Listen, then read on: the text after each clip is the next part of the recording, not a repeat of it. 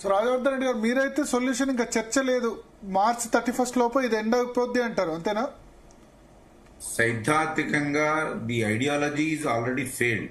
Okay, వాళ్ళు ఇంకొక 4 రోజులు లోపల ఉంటే కొంత న్యూసెన్స్ ఉంటుంది తప్ప it is bound to end. Okay, it is better to come in to the main stream and serve the people. Okay, we are in advanced stage of governments లో, డెమోక్రసీలో ఉన్నాం. ఓకే, ఇంకోటి భారతదేశంలో, రష్యాలో పోయింది కమ్యూనిజం, చైనాలో అయ్యేది మాడిఫైడ్, భారతదేశంలో ఈ ఆర్మ్ స్ట్రగుల్ అనేటటువంటి సాధ్యమయ్యేటటువంటి పని కాదు. టోల్డ్ 50 years బ్యాక్, 75 లో మేము ఏబీవీపీ తరఫున చెప్పేవాళ్ళం ఇది తప్పు అని. That is proved now. It is better sense will prevail upon those persons who guide the urban Naxalites లో.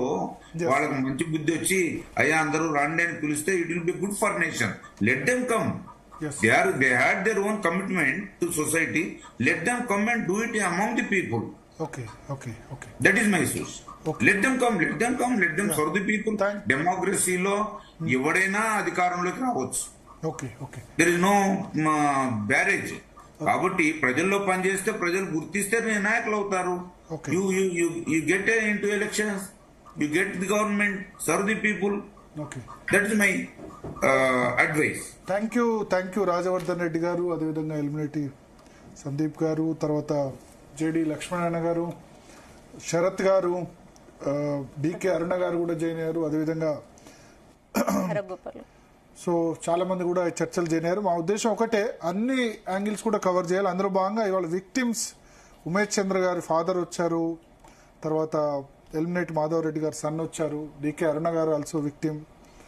సో విక్టిమ్స్ ఒపీనియన్ అయితే దీనికి ఏదో విధంగా ఎండ్ కార్డ్ పడాలి, ఇక్కడ వాళ్ళు స్వయంగా అనుభవించారు కాబట్టి.